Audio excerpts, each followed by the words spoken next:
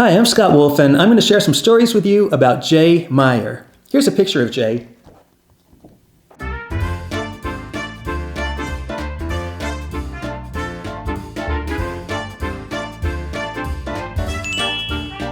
Jay, as you might guess, is seen in the Haunted Mansion in the Disney parks. Here's a picture of Jay without the makeup, without the white hair and everything, as he appeared in real life. Let me give you a little bit about his history, because he had this rich history in music, in records, and TV, and radio, and movies. Before even TV, he was on the Jack Benny Show, and old-time radio. Jack was a legend, a comedy legend. He had his own weekly show, and his sponsor was Lucky Strike cigarettes. So the Sportsman Quartet that Jay was a part of, in fact, here's a picture of the Sportsman Quartet, they would come in and they would sing a parody song usually, and it would always include the lyrics about their sponsor, Lucky Strike cigarettes. He also did so many movies, and his daughter sent me this list of movies that he was in. Let me get my glasses because I want to read you some of these. This is just a big list. I don't know if you could see just how many. This was just movies. And he might do a voice, maybe sing for an actor who wasn't a singer. He might be in the chorus. He was in a lot of the chorus soundtracks for various movies. And here's some of them. Just the Disney ones. Mary Poppins, Pete's Dragon, Summer Magic, Follow Me Boys, Bedknobs and Broomsticks, the one and only genuine original family band. That's just some of the Disney ones. How the Grinch Stole Christmas, It's a Mad, Mad, Mad, Mad World, Willy Wonka and the Chocolate Factory, THX 1138, The Happiest Millionaire, another Disney one, and then Dr. Dolittle, The Sound of Music, just so many. And I remember Evie told me that when she was watching The Sound of Music and heard So Long Farewell, and you hear the chorus, and she heard Jay's voice because it was so distinct, or maybe just because it was her dad, but she was able to pick it out of the whole chorus.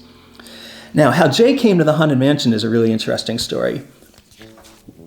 A lot of people think that the group of singing statues is the Meloman Quartet, because that was a barbershop quartet that did a lot with Disney, but it's not. Jay was never with the Meloman. That is not the Meloman Quartet, so we want to get rid of that, debunk that myth. But the head singing statue, that is a pun, a failed one, I think, was Thurl Ravenscroft. He is a broken statue that you see in there. A lot of people think it's Walt Disney, and it's not. It's Thurl Ravenscroft. He did so much for Disney. He had a great deep voice. You hear him in the Country Bear Jamboree and the Disneyland Railroad and Tiki Room and Pirates of the Caribbean, just all over. And he just, not even Disney, he did the longest running commercial voice, Tony the Tiger. They're great. And he was great. And so was Jay. And they knew each other because they were both singers. So if Jay was in a project that needed a good bass, he would recommend Thurl. And if Thurl was in a project that needed a good tenor, he would call Jay. And that's what happened with the Haunted Mansion. Thurl was already brought on, so he brought Jay over.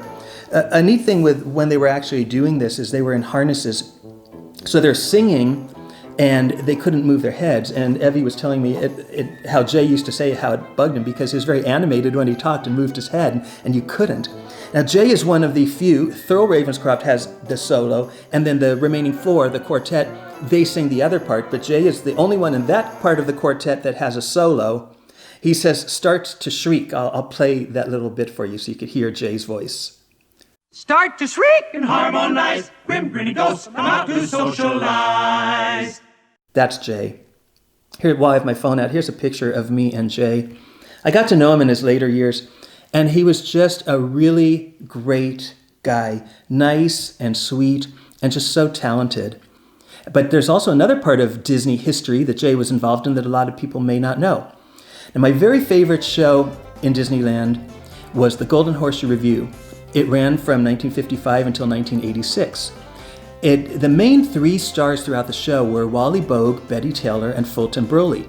And when Disneyland was finally open 7 days a week, and the show was going on 7 days a week, 5 to 10 times a day, they sometimes needed to have substitutes for each performer. But in 1972 in particular, Fulton Burley, he was a really funny entertainer and really knew how to engage an audience with comedy. So he would go and do these tours all over on TV, at malls and everything for Disney to promote their latest film release or re-release. But the problem was, if Fulton Broley was out promoting Disney's films, he wasn't in the Golden Horseshoe. So they called Jay to replace Fulton when Fulton wasn't there. And Jay came in 1972 for 6 weeks to replace him.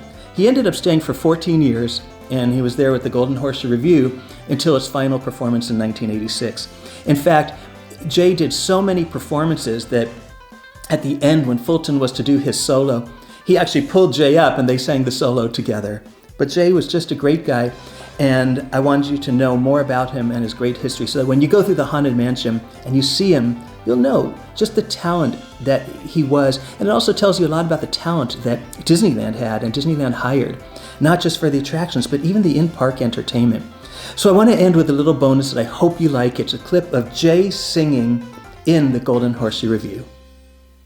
Mr. J. Meyer. Here I am.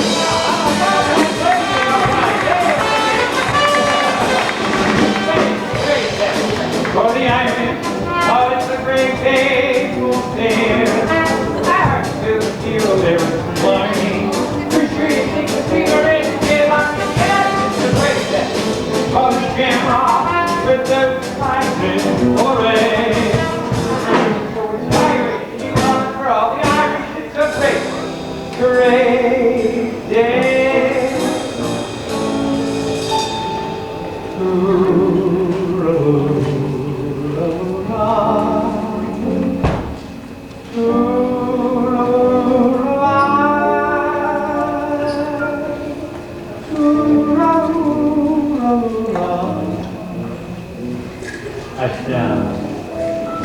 Don't you cry.